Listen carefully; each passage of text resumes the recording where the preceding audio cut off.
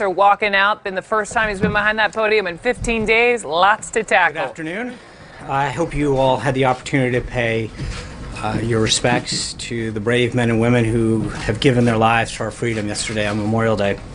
I want to begin by recapping the incredible historic trip that the President and the First Lady have just concluded, because it truly was an extraordinary week for America and our people. In just 9 days, the President traveled across Europe and the Middle East and interacted with nearly 100 foreign leaders. It was an unprecedented first trip abroad, just 4 months into this administration, and it shows how quickly and decisively the President is acting to strengthen alliances, to form new partnerships, and to rebuild America's standing in the world. We've never seen before at this point in a presidency such sweeping reassurance of American interest and the inauguration of a foreign policy strategy designed to bring back the world from growing dangers and perpetual disasters brought on by years of failed leadership. President Trump started in Saudi Arabia, beginning his first foreign trip as president in the nation that's the custodian to the two holiest sites in the Islamic faith. The President was greeted on the tarmac by the King of Saudi Arabia and received with incredible graciousness by the kingdom and its leaders throughout his stay. The President's address to the leaders of more than 50 Arab and Muslim nations was a historic turning point that people will be talking about for many years to come. He did exactly as he promised in his inaugural address, united the civilized world in the fight against terrorism and extremism. The President was very direct in calling on the leaders of the region to drive out the terrorists and the extremists from their midst and to isolate the Iranian regime that supports so much of this violence. He let American allies know exactly what they can expect from us going forward, what he called, quote, a principled realism rooted in common values and shared interest. He laid out the case in persuasive detail for why the Muslim world must take the lead in combating radicalization. And he concluded by saying that if those nations go forward, quote, unified and determined to do what it takes to destroy the terror that threatens our world, then there is no limit to the great future our citizens will have. The President's historic speech was met with nearly universal praise. Former CIA Director Jim Woolsey called it, quote, a courageous speech. Former House Speaker Newt Gingrich said in the Washington Post that we have to look back decades to, quote, find a comparatively dramatic moment in the history of U.S. foreign policy. And former Democratic Representative Jane Harman said that she, quote, loved the idea that he's going to the fount of all three major religions. Countless Arab allies also praised the President's leadership on this visit. President al-Sisi of Egypt said that President Trump is, quote, a unique personality that is capable of doing the impossible. The Saudi foreign minister said that, quote, this is the beginning of a turning point in the relationship between the United States and the Arab and Islamic world. King Salman and other key allies also gave extraordinary speeches at the summit, underscoring just how much President Trump has done to rally the world against terrorism. We cannot overlook the significance of so many leaders of Muslim countries coming together to recognize the need to fight extremists. This was a historic event in that regard alone. King Salman said he shares the President's determination to, quote, renounce extremism and work on countering terrorism in all its forms and manifestations. King Abdullah of Jordan agreed that, quote, the grave challenges of terrorism and extremism demands coordination and global action at every level. He stated that, quote, we are all accountable for our commitment to fight radicalization in all of its forms. The visit also included historic economic development deals for the United States, totaling well over $500 billion and the creation of tens of thousands of American jobs. These deals include an immediate $110 billion investment, which will grow to $350 billion over the next 10 years in defense cooperation from Saudi Arabia that will further enable Muslim troops to take on a greater role in fighting terrorism. The President also participated in the launch of a new task force to block terror funding in the Gulf, the opening of a new global center for combating extremist ideology, and more than 30 commercial deals that include companies like Lockheed Martin, Raytheon, Boeing, GE, Dow, Honeywell, Emerson, Alcoa, and Cisco, among others, that will result in an additional $270 billion of Saudi investment in American businesses and American jobs. The President then went to Israel, where he was received with incredible warmth. He strengthened America's unbreakable bonds with Israel, made the first ever visit by a sitting American president to the Western Wall, and gave a highly praised address at the Israel Museum as part of a continuing effort to rally nations together in the fight against terrorism and common enemies. The moving address spoke of a future in which, quote, children around the world will be able to live without fear, to dream without limits, and to prosper without violence. He said, I ask this land of promise to join me in fight our common enemies, to pursue our shared values, and to protect the dignity of every child of God. The president also visited Yad Vashem to memorialize the victims of the Holocaust and to pledge never again. The president met with both Prime Minister Netanyahu and Palestinian Authority President Abbas to advocate for a renewed push for peace, which they both agreed they were prepared to work towards. He also discussed with both leaders how to increase cooperation against terrorism. Prime Minister Netanyahu said, quote, for the first time in my life, I see real hope for change. And a correspondent at one of the leading Israel publications wrote that, quote, in the short space of 3 days, Trump carried out a semi-revolution. From Israel, the president traveled to Rome, where he met with Pope Francis at the Vatican. They had a very productive conversation about combating ISIS and other terrorist groups, protecting religious liberty, and numerous other issues. The president and the First Lady were incredibly honored by the visit. The president then attended the NATO summit in Brussels, where he boldly stood up for American taxpayers and our common defense by calling on other NATO countries to pay their fair share on a speech delivered with the leaders of all of NATO's countries, all present. Hardworking Americans saw a leader represent them and their security on the international stage. The president also urged NATO to adapt the alliance to more effectively combat terrorism. Later in the meeting, the member states unanimously agreed on those two priorities, and the Secretary General was extremely complimentary of the president's work to dramatically strengthen the alliance by getting member states to increase their contributions. Finally, the president traveled to the G7 summit in Sicily, where he and other leaders discussed how to better promote prosperity and security for each of their countries. Those meetings were marked by outstanding success that we see reflected in the communique that was issued. They include a strong statement that G7 nations will stand against unfair trade practices and a commitment to fostering a true level playing field.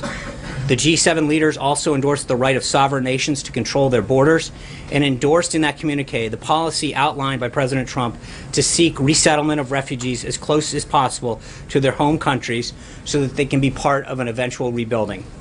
This language on migration and refugees was a major shift in policy towards the shift of the president. The G7 formally also condemned the use of chemical weapons, and needless to say, the president's leadership was critical in setting those priorities for the nation. In addition, the president also met with Prime Minister Abe of Japan. The two agreed on the need for enhanced sanctions with respect to North Korea. The president concluded his trip with an address to the service members and their family at Naval Station Sigonella to thank them for their service on Memorial Day weekend and to deliver another strong message about the unity in the fight against terrorism. Then yesterday, President Trump spoke at Arlington National Cemetery for Memorial Day services and visited the grave sites of many of our fallen heroes. This was an extraordinarily successful and historic 9-day trip the president took. He accomplished the return of a strong America to international affairs, rallied civilized nations of the world against terrorism, took real steps towards peace in the Middle East, and renewed our alliances on the basis of both shared interest and shared burdens. The trip sets the stage for a much more safe and prosperous nation here at home and a more peaceful world for all. We're back at home now, and the president and his cabinet are moving full steam ahead on the president's agenda. As the president noted this weekend, his plan for the most significant tax reform in decades continues to progress, led by Secretary Mnuchin and NEC Director Cohn. While the president was away, the team here held several meetings with members in leadership. In particular, Secretary Mnuchin met separately with the House Ways and Means Committee, Republican and Democrat members, the Freedom Caucus, and the Republican Study Committee. The Vice President also discussed tax reform with multiple members and with leadership during his regular visits to Capitol Hill. We'll begin holding industry listening sessions next week, providing an opportunity for business leaders and job creators to give us their inputs on what reforms are necessary to allow us to grow jobs and the economy. This morning, the President met with Environmental Protection Agency Administrator Pruitt. One of the topics that they discussed, of course, was the President's upcoming decision on the Paris Climate Accords. As I've told you overseas, this is the subject that the President is spending a great deal of time on, and one that he spoke to the G7 members about during their meetings. Ultimately, he wants a fair deal for the American people, and he will have an announcement coming on that shortly. Also today, the President's trade representative, Ambassador Robert Lighthizer, is having several meetings with representatives from the Vietnamese government, including the Prime Minister and the Trade Minister, ahead of tomorrow's visit between the President and the Prime Minister. U.S. Trade Representative will have readouts on those meetings available for you this afternoon. Ambassador Lighthizer will also be speaking at the Chamber of Commerce Gala this evening for the Vietnamese Prime Minister. That speech should be available via the U.S. Chamber's Facebook page. During his speech, Ambassador Lighthizer will highlight the developments of our bilateral relationships with Vietnam over the past 2 decades, while underscoring the work ahead in addressing the challenges presented by the recent sharp increase in our trade deficit with Vietnam. As the President has made abundantly clear, trade deficits and unfair trade practices have disproportionately hit American workers. Through a robust and varied trade agenda, this administration is strengthening our important relationships with partners like Vietnam by leveling the playing field for American businesses throughout the world. And with that, take your questions. Phil. Yeah, to the issue of the Russia probe, I'm wondering, Sean, if you can tell us when the President knew, whether the President knew at the time that Jared Kushner was seeking to establish back-channel communications at the Russian embassy to the Russian government. And if he didn't know at the time, when did he find out? I think that assumes a lot, and I would just say that Mr. Kushner's attorney has said that Mr. Kushner has volunteered to share with Congress what he knows about these meetings, and he will do the same if he's contacted or connected with any other inquiry. Did the President discuss it, though? I'm not going to get into what the President did or did not discuss, but what your question assumes is a lot of facts that are not substantiated by anything but anonymous sources that are so far being leaked out. Does he approve of that action? You're asking if he approves of an action that is not a confirmed action. That being said, I think Secretary Kelly and General McMaster have both discussed that in general terms, back channels are an appropriate part of diplomacy. So does the White House dispute that happened? I'm not going to get into it, but your question presupposes facts that have not been confirmed. Francesca. Thank you, Sean. Did the President retweeted this morning an article about that back channel that was based on an anonymous source that said that there was an effort to set up a back channel, that it was the Russians who suggested that, and that it was to talk about Syria? Was the President not confirming that there was an effort and the facts that I just said? I think what I just said speaks for itself. But you said that first of all, that the article was based on anonymous sources. Which it is. But the Fox article that the President retweeted was also based on anonymous sources. Why are those sources, or the source rather, that they used more credible than the ones in the Washington Post article? Again, I don't think there's 2 issues at hand. One is the statement that Jared's attorney has provided. Second is whether or not the dossier that is largely the basis of this was largely discredited in the first place.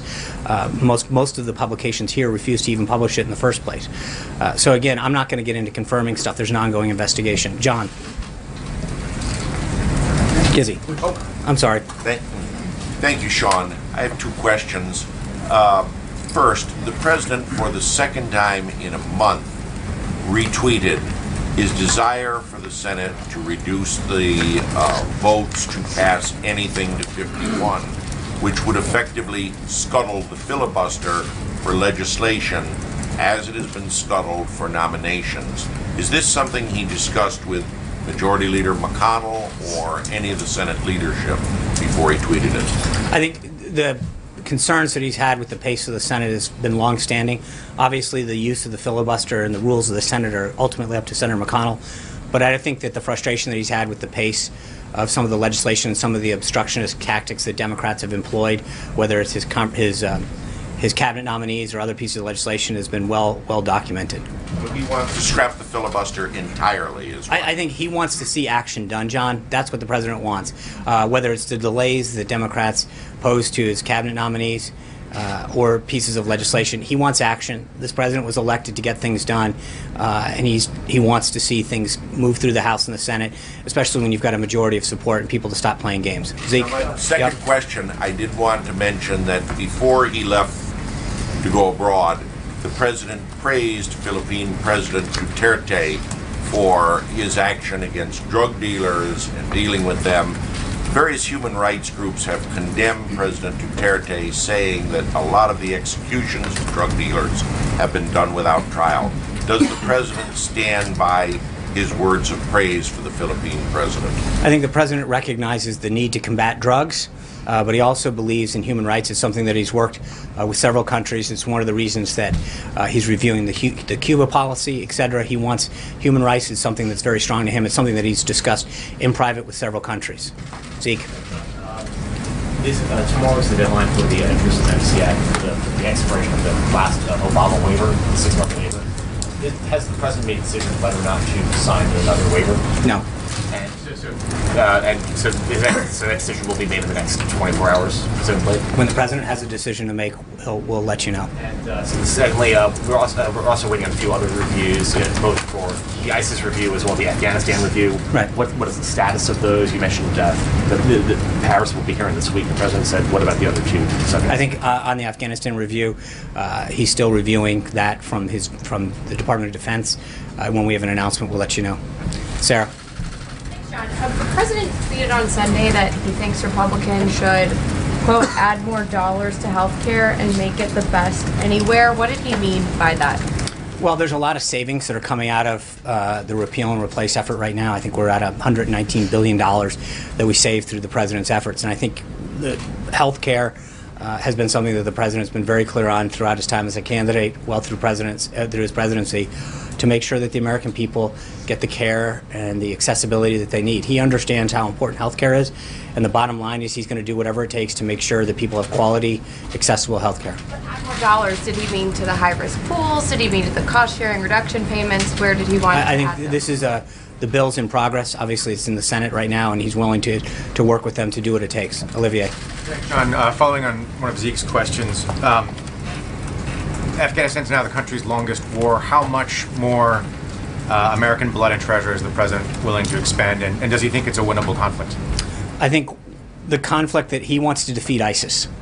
He wants to defeat al-Qaeda. He wants to defeat threats, to defeat terrorism. I think I just read to you throughout the trip, that was the common thread. The uniting the Muslim world, talking about it with Prime Minister Netanyahu and President Abbas, talking about it even with the Pope, that wherever he went on this 9-day trip, protecting our country, protecting the world's people, was at the front of that discussion. And I think he wants to do whatever he has to do to make sure that our country is safe and our people are safe. That's why he's asked for this review. Right. Sean, let me ask you a couple, if you don't mind. First, on tax reform, the president tweeted over the weekend that it was going, quote, very well. You just used the word progress. However, Republicans on the Hill still appear to be divided. The president tweeted today that maybe they should reverse the filibuster rule. So I'm wondering what the progress is and what is it that is going very well at this point in time? I think the reception that Secretary Mnuchin and others on the staff have gotten from leadership, members of the House Ways and Means Committee, Senate Finance, et cetera, has been very welcoming, as well as in the business community. But I think obviously part of as I just mentioned to the previous question, part of the reason that he is frustrated with the Senate rules is because when there is a majority of support on key issues or key people, as the case was in the confirmation progress, he thinks it's standing in the way of progress that the American people have asked for.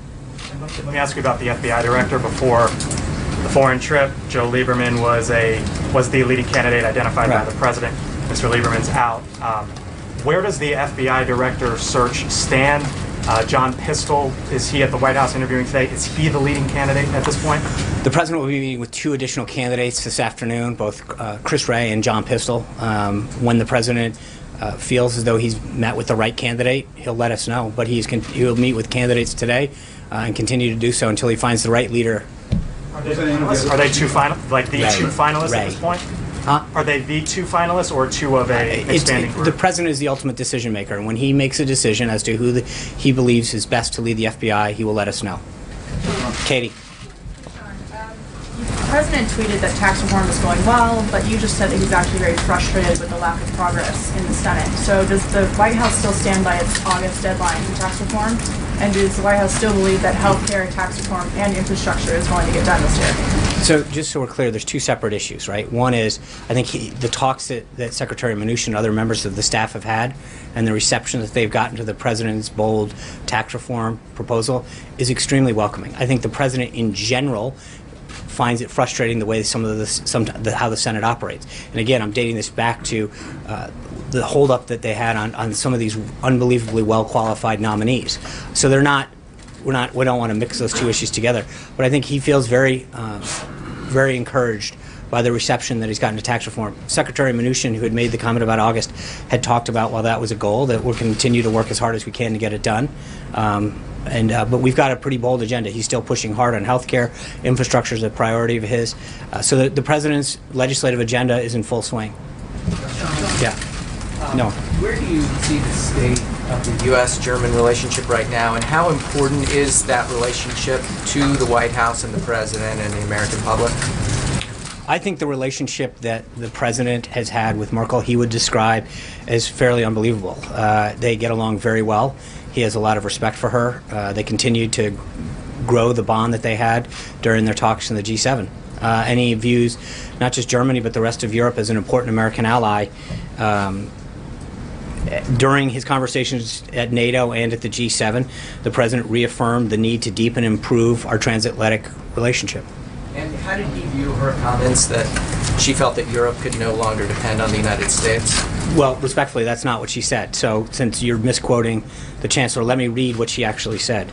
She said, "The time when Europe could rely solely on others is somewhat in the past. And as I've witnessed over the past few days, Europe must take its fate into its own hands. This means working in friendship with the U.S., the U.K., and neighborly relations with Russia and other partners." That's great. That's what the president called for. He called for additional burden sharing. The Secretary General of NATO said that the president's calls are what's moving them in the right direction. The president is getting results, and more countries are stepping up their burden sharing. That is a good thing for them, it's a good thing for NATO, and it's a good thing for America. Scott Thuman. Yeah, Sean, has the president been meeting with lawyers specifically about defending himself in the special counsel investigation into Russia? I'm sure you've probably seen the reports that Congressman Adams Schiff would like to see Jared Kushner before his committee and possibly even go over his clearances. I'm not going to dignify partisan accusations of anonymous sources and alleged unsubstantiated attacks. So I'm not even going to just. About the president, whether or not he's had any meetings. If the president has a lot of meetings. If the president has a decision on anything, we'll be sure to let you know. Yeah, Brian. First, welcome back, by the way. Thanks. Two quick questions. This weekend, while you all were gone, someone shot up the Lexington Herald-Leader, and of course we understand what happened in Montana with now Congressman Gianforte. I think he has a misdemeanor charge of assault. Will this administration take a stand against violence aimed at reporters?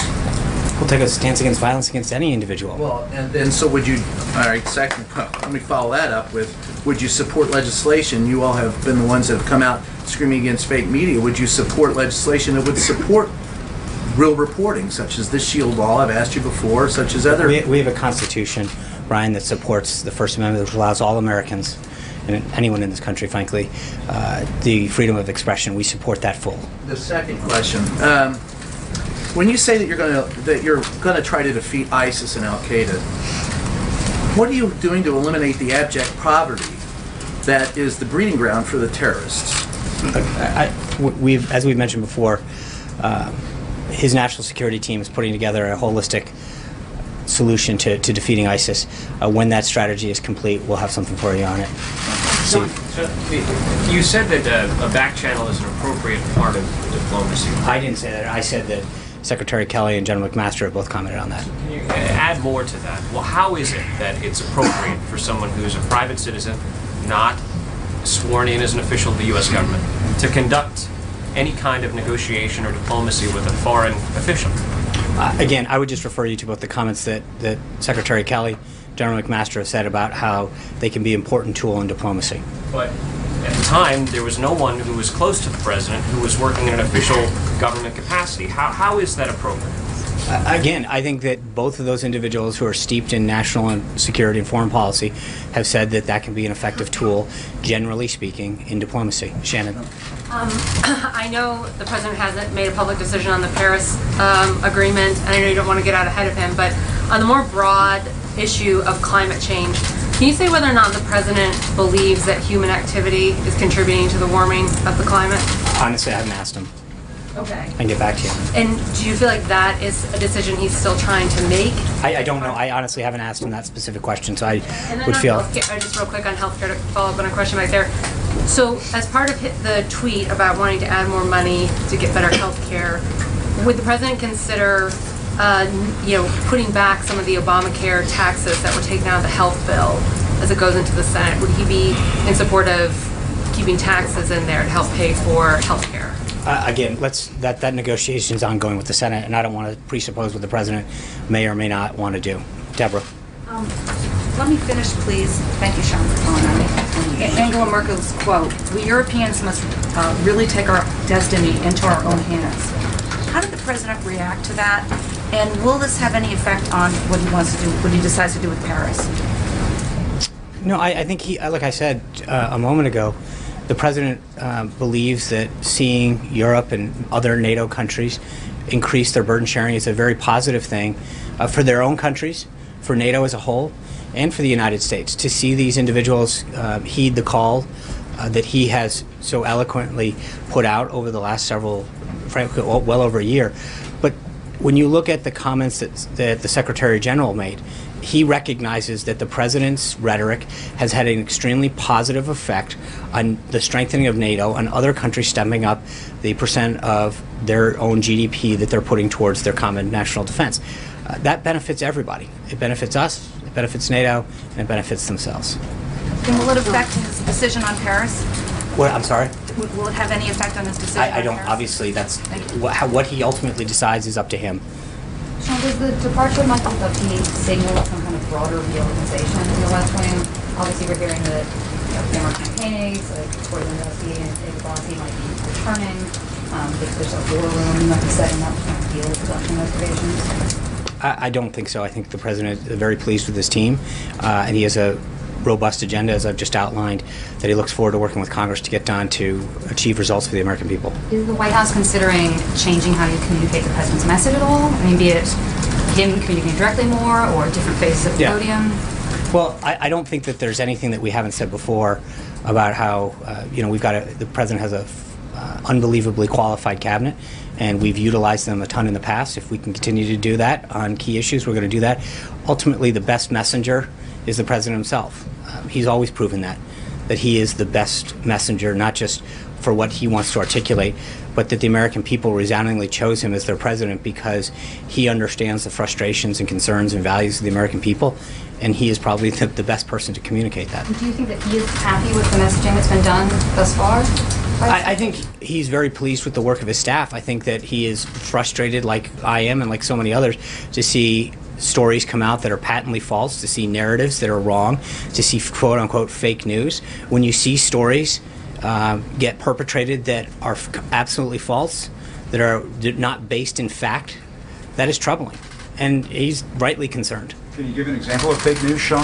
Yeah, absolutely, Jim. I'll give you an example. Please. Sure. Friday, the president was having a great discussion at the G7, and someone from the BBC and ultimately an incoming reporter from the New York Times retweeted that the president was being rude by disrespecting the Italian prime minister. And when in fact you all in every one of the meetings that we sit in watch the president with that one earpiece that's been used by other presidents. And yet the president did a great job at NATO, building stronger bonds at the G7, increasing America's presence around the world. And that's the kind of thing that the BBC and ultimately the reporter who's now joining the New York Times push out and perpetuate with no apology. What, you're shaking your head, Peter? I mean, it's true. You did it. No, and I'm answering Jim's, but I think, but I guess that's make mistakes. No, but that's not. But that's just fake. That is a fake. That is a newspaper. Your trip was all over the front page. You're making something out of one tweet instead of the. But again, you guys defend your mistakes like that. With all due respect, I was asked to give an example, and I did it. More prominence than anybody ever. I gave an answer to Jim. The problem is that I think the president, to the question, gets frustrated when he sees fake stories get published, things that aren't based in fact, and a narrative gets pushed. That's just that's just, well, with all due respect, I think when you see instances like that get perpetrated over and over again, that is frustrating. I'm not here. I didn't come here with a list of things, but I think that there's well, thank you. I appreciate it. What you get to decide what's big and what's not. I think there's a lot of the stuff that has gotten pushed out based on unnamed unaccountable sources that is very troubling. And I think when you see the same kind of thing happen over and over again, it is concerning. And I think the president has fought very hard to bring back jobs. You, as I mentioned, you had over $500 billion of investment that's coming in that's going to grow jobs, grow our economy. That should be a big story. The president's results when it came to fighting terrorism was a big thing. The idea that we're standing up a global center to fight extremism in Saudi Arabia that's uniting Muslim countries, that's a big deal. I think that reports that there's going to be an overhaul of the communications operation are fake news. I know. So now you want to come back to that. What I'm telling you is that the reason that the president is frustrated is because there's a perpetuation of false narratives, a use of unnamed sources over and over again about things that are happening that don't ultimately happen, and I think that is troubling. Thank you guys very much. I appreciate it. Okay, so we're going to end it there with Jim Acosta's question.